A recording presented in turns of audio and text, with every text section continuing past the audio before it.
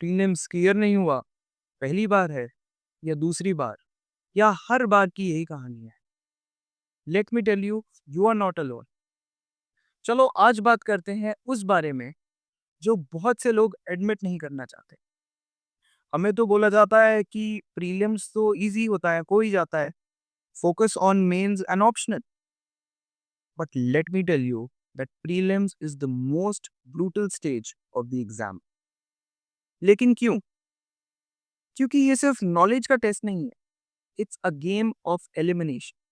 हर साल 10 से 12 lakh candidates exam भरते हैं and near about 6 lakhs appear for the exam. And select कितने होते हैं? वही 10 से 13,000, दैट इज लेस देन 2%। और अगर प्रीलिम्स पेपर की बात करें तो questions are no longer direct, options बहुत ही ट्विस्टेड है, there is no defined syllabus for the exam, questions कहीं से भी पूछे जा रहे हैं, obscure reports, outdated sources and what not. And on top of that paper इतना लेंदी होता जा रहा है कि even reading 100 questions carefully take so much of time. और फिर पेपर में टाइम देखो तो 15 मिनट बचे होते हैं जिसमें अभी बहुत से क्वेश्चंस आंसर करने होते हैं, ओएमआर शीट पे मार्क करना होता है।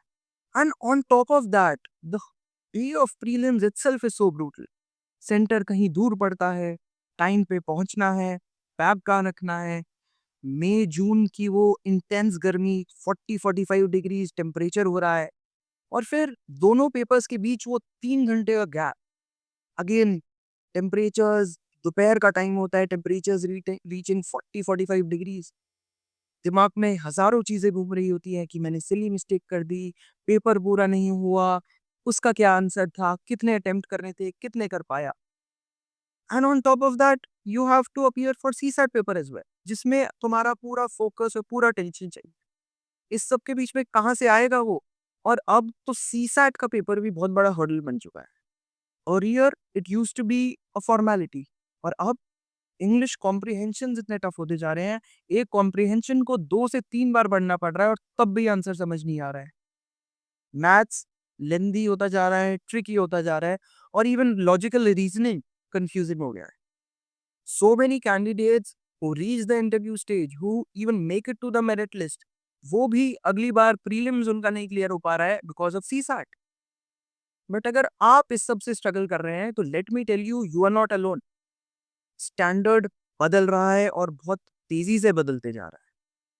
तो अब बात करते हैं what a candidate goes through during preparation. आप 8, 10, 12 घंटे पढ़ते हैं, 1, 2 कोचिंग इंस्टीट्यूट्स भी ज्वाइन कर रखे हैं, 2, 3 टेस्ट सीरीज लगा रखी हैं, एंड एंड डेज में मॉक्स में स्कोर भी नहीं आ रहा है। And you scroll endlessly through Telegram, through YouTube, through Reddit to find that right material. There is always a fear that you're not doing enough. हर साल नए टॉपर्स, नई स्ट्रैटेजीज, नए sources, and you try to do everything, but in the end it feels like you did nothing right. And then comes the question, is it the test of knowledge or just pure luck? वो last के 15 minute में जो answers guess किए थे, अगर वो सही हुए तो यू क्लियर प्रीलिम्स, नहीं तो 1 साल और, एक बार और। पर क्या मैं आपको अपना एक्सपीरियंस बताऊं? I cleared for the Indian army, secured all India rank 32 in UPSC CDS in 2018, लेकिन वो ऑफर छोड़ा सिविल सर्विसेज के लिए। Then what? I failed prelims back to back twice. Third time under immense stress prelims clear हुआ, mains भी clear हुआ, और मैं इंटरव्यू स्टेज पे पहुंचा। एंड जब मैं वहां इंटरव्यू देने गया, what I saw was maximum students they were on their third attempt, maximum having failed prelims twice or thrice. And that is the reality. Don't be swayed by the very few people who clear the exam in the first attempt. It does take time and a lot of patience. And that is the reality and story of majority. Priyanka Goyal, Akriti Sethi, Kirthana HS, Ramya CS, Namita Sharma, ये वो सारे लोग हैं जिन्होंने back to back 5 times prelims fail किया और 6 attempt में सीधा टॉप रैंक सिक्योर किया। तो अब क्या करें? बस बैठ के अपनी मिस्टेक्स का दुख मनाएं? इसे हेड स्टार्ट की तरह लो। Listen to what Akshay Jain, All India Rank 2, had to say about failing prelims. So I miss by 2 marks. तो 2-3 दिन बुरा ज़रूर लगा, बट खुद ही मन ही मन रियलाइज़ हो गया कि अच्छा हुआ है। तो तब ना तो मुझे आंसर राइटिंग की इतनी अच्छी प्रैक्टिस थी, फिर उसके बाद जो है मैंने ऑप्शनल अपना कवर नहीं कर रखा था। मेंस के इतने सारे सिलेबस के पार्ट्स मेरे छूटे हुए थे। सो अगर मैं प्रीलिम्स उस साल का क्रैक कर देता, मेंस क्रैक करना मतलब कुछ ज़्यादा ही डिफ़िकल्ट टास्क हो जाता, और उस वजह से क्या होता कि मैं एक गलत साइकिल में फँस जाता। Use this time to work on the mains. अपना ऑप्शनल स्ट्रॉन्ग करो, अपने जीएस के सब्जेक्ट स्ट्रॉन्ग करो, ऐसे और आंसर राइटिंग प्रैक्टिस करो। लेकिन सबसे इंपॉर्टेंट चीज ये है कि जो वो तुम्हारे में एक स्पार्क थी, वो जो जुनून था at the beginning of the preparation, वो कभी डल मत होने देना। I have personally scene so many of my friends और candidates who lose their spark even after clearing the exam. आप कुछ मीनिंगफुल करना चाहते थे, वो एक रिजल्ट से खत्म नहीं होता। मेंटल स्ट्रेस है, एंजाइटी, शेम, डाउट, वो हर एक सीरियस कैंडिडेट फील करता है, but sadly nobody talks about that. रिश्तेदारों, फ्रेंड्स के कॉल आते हैं, कोई बात नहीं बेटा, अगली बार हो जाएगा, और मेहनत करो। लेकिन अंकल, बेटे ने तो अपना सब कुछ दिया था। लेकिन याद रखो, ये टफ फेज आपको डिफाइन नहीं करता, आपको प्रिपेयर करता है। Listen to what legendary basketball player Kobe Bryant had to say about tough phases in life. What I've learned is to always keep going. Always. And I've come to find out is that, no matter what happens, the storm eventually ends. And when the storm does end, you want to make sure that you're ready. And so I've really learned to put one foot in front of the other, good, bad, or indifferent, because eventually that storm passes.